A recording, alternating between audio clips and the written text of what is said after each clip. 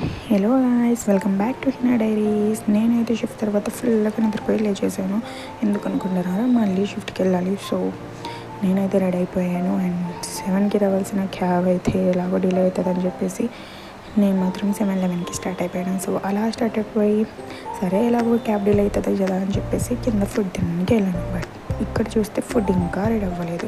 ఎందుకంటే మా హాస్టల్లో 7:30 అయ్యేదాకా మాత్రం బయట పెట్టారు. బికాస్ అది 7కి రెడీ అయినా కానీ అంత అన్నది, అది హాస్టల్ రూల్స్. సరే అనుకుని నేను ఇలా రోడ్డు మీదకి వస్తే అక్కడ మాత్రం ఫుల్ ట్రాఫిక్ అయిపోయింది. నా క్యాబ్ మాత్రం 7కి రావాల్సింది, ఇంకా రాలేదు. అలా 20 మినిట్స్కి వచ్చేసాను. ఫైనల్లీ క్యాబ్ 7కి రావాల్సింది 7:40కి వచ్చింది.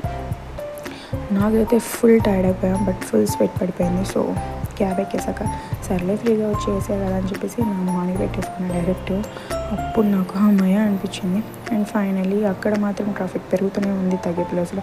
అండ్ ఈ బ్రో మాకు హెల్ప్ చేశారు. మా క్యాబ్ వల్ల ట్రాఫిక్ జామ్ ఇంకా ఎక్కువ అయిపోతే అండ్ అలా క్లియర్ అయిపోయింది. సో నేనైతే ఫైనల్లీ ఆఫీస్కి అయితే వచ్చేసాను. అండ్ హౌఎవర్ దట్ ఆఫీస్ ఎలాగో డిలే అయిపోయింది. 8:30కి లెవెల్ చేయాల్సింది 9 అయిపోయింది. సో నేను అలా లోపలికి వచ్చేసాను. నేను కింద చూస్తే ఇక్కడ మాకు కొత్త ఒక కెఫెటేరియా ఓపెన్ చేశారు. అండ్ నేనైతే అది దాటుకొని లిఫ్ట్ ఎక్కడానికి వచ్చేసాను.